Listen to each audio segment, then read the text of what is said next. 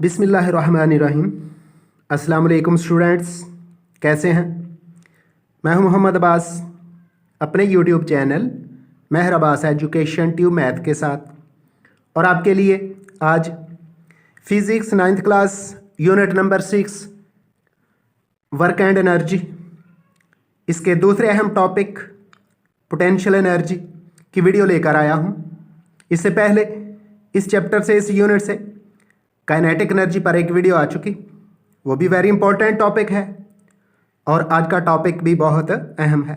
ये वो टॉपिक्स किए जा रहे हैं जो आपके इस साल गवर्नमेंट ऑफ पंजाब के मुताबिक, एजुकेशन डिपार्टमेंट के मुताबिक स्मार्ट सिलेबस का हिस्सा हैं, और इसी स्मार्ट सिलेबस में से आपका फाइनल जो बोर्ड का पेपर 9th क्लास का है वो होने जा रहा है। आइंदा चंद दिनों के अंदर एक वीडियो ऐसी आएगी जिसके अंदर मैं इस स्मार्ट सिलेबस को भी मज़ीद स्मार्ट करने जा रहा हूं, और वेरी वेरी इंपॉर्टेंट क्वेश्चंस जो मुख्तलिफ चैप्टर्स से हैं वो एक वीडियो की सूरत में लेकर आ रहा हूं। तो आज के टॉपिक की तरफ जाने से पहले आपसे रिक्वेस्ट है कि मेरे चैनल को सब्सक्राइब करें। अगर आप पहले से वीडियोस देख रहे हैं और अभी तक चैनल सब्सक्राइब नहीं किया तो ज़रूर सब्सक्राइब करें। व्यूज़ बहुत बढ़ रहे हैं, टाइम भी बढ़ रहा है, लेकिन सब्सक्राइबर कम हैं। उम्मीद है कि आप सब्सक्रिप्शन ज़रूर करेंगे और मेरे सब्सक्राइबर्स बढ़ाने में कोऑपरेट करेंगे। तो चलते हैं टॉपिक की तरफ। पोटेंशियल एनर्जी, इसको उर्दू के अंदर मख्फी तवानाई के नाम से भी याद किया जाता था। तो ये लफ्ज़ इतने कॉमन हो गए कि उर्दू और इंग्लिश दोनों लैंग्वेजेस के अंदर, दोनों ज़बानों में पोटेंशियल एनर्जी ही इस्तेमाल हो रहा है। इसको डिफ़ाइन करते हैं, थोड़ा सा इसकी टाइप्स बताएंगे, और फिर जो इसका प्रूफ है, जो कि असल क्वेश्चन इम्तहान में आता है, वो कुछ यूँ है: define potential energy and prove that P is equal to mgh। तो हम पहले पोटेंशियल एनर्जी को डिफाइन करते हैं, फिर इसकी कुछ एग्जांपल्स देते हैं, फिर चंद एक इसकी टाइप्स हैं उनको एक्सप्लेन करते हैं, और उसके बाद इसकी इक्वेशन डिराइव करेंगे। तो पोटेंशियल एनर्जी क्या है? The energy possessed by a body due to its position is known as its potential energy. किसी बॉडी के अंदर उसकी पोजीशन की तब्दीली की वजह से जो एनर्जी स्टोर होती है वो पोटेंशियल एनर्जी कहलाती है। नीचे चंद एक एग्जांपल्स हैं, और इन एग्जांपल से दो डेफिनेशंस भी निकलेंगी। Number 1, a hammer raised up to some height has ability to do the work because it has potential energy. जब हैमर को कुछ हाइट एच तक ले जाया जाता है तो हम हैमर पर वर्क करते हैं, वो वर्क उसके अंदर as a potential energy store हो जाता है, और उस हैमर के अंदर नीचे आकर वर्क करने की पावर, वर्क करने की सलाहियत आ जाती है। दूसरी एग्जांपल है, a stretched bow has potential energy due to its stretched position. यानी जब एक बो को, एक कमान को उसमें तीर डाल के, एरो डाल के उसको खींचा जाता है तो वो स्ट्रेच हो जाती है, और जब छोड़ा जाता है तो जब उसकी ये स्ट्रेचिंग ख़त्म होती है तो वो एनर्जी लगाती है एरो पर, और एरो कहीं दूर चला जाता है।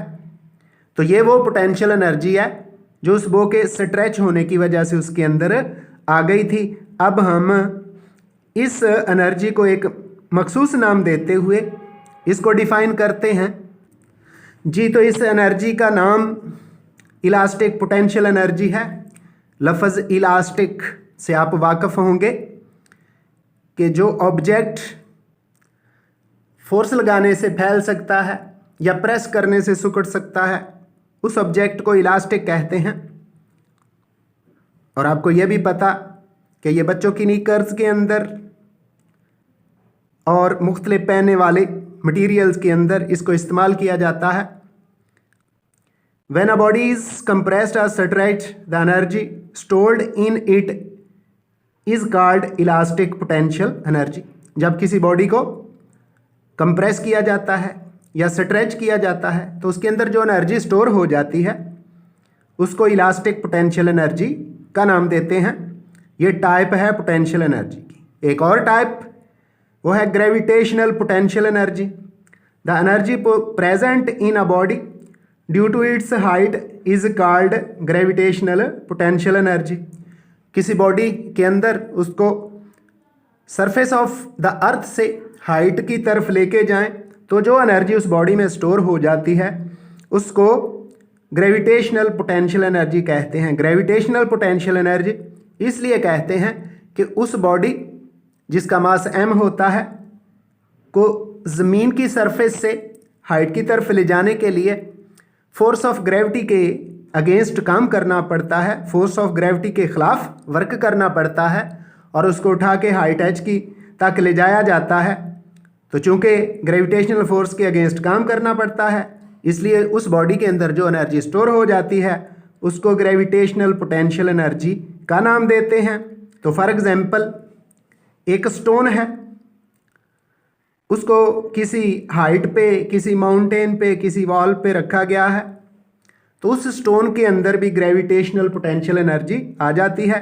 ग्रेविटेशनल पोटेंशियल एनर्जी को सिंबॉलिकली अलामती तौर पे GPE से लिखते हैं, ग्रेविटेशनल पोटेंशियल एनर्जी। अब जो हम इक्वेशन डिराइव करने जा रहे हैं उसको हम पोटेंशियल एनर्जी की इक्वेशन भी कह सकते हैं या ग्रेविटेशनल पोटेंशियल एनर्जी की इक्वेशन भी कह सकते हैं। तो चलते हैं कि इक्वेशन को कैसे डिराइव करना है। कोई बॉडी ली जाएगी जिसका मास m होगा, उस पर वर्क किया जाएगा और फिर हम पोटेंशियल एनर्जी की इक्वेशन डिराइव करेंगे। तो चलते हैं प्रूव करने के लिए कि PE is equal to mgh।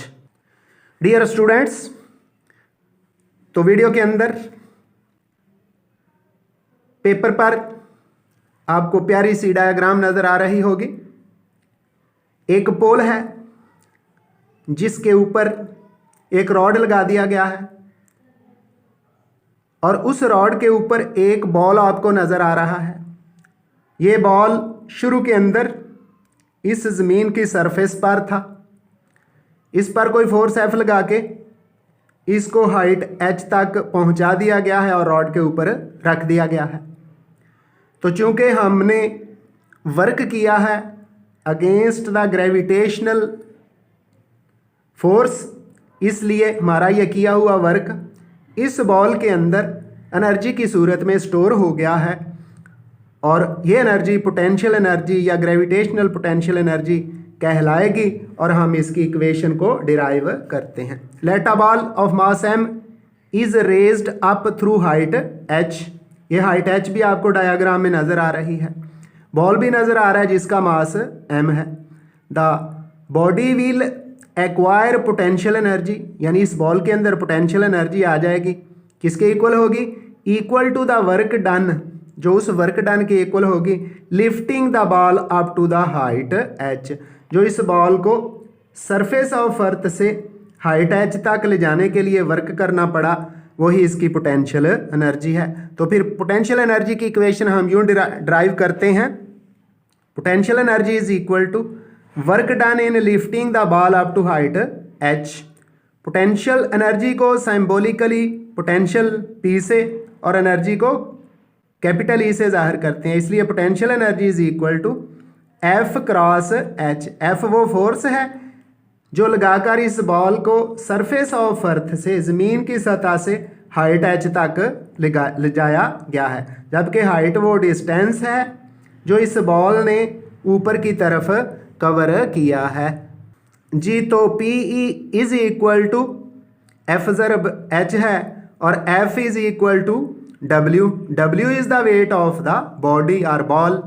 तो P is equal to W cross H, where W is the weight of the ball and W is equal to mg. ये उस बॉडी का वेट है और वेट वो फोर्स है जो नीचे की तरफ अमल करेगी, और ये फोर्स उस वक्त आई है जब हमने बॉल पर फोर्स अपवर्ड लगा के उसको एनी हाइट h तक रख दिया है. So potential energy is equal to W cross H, W की जगह mg आ गया और H उसी तरह आया. इस तरह पोटेंशियल एनर्जी की इक्वेशन बन जाती है P is equal to mgh.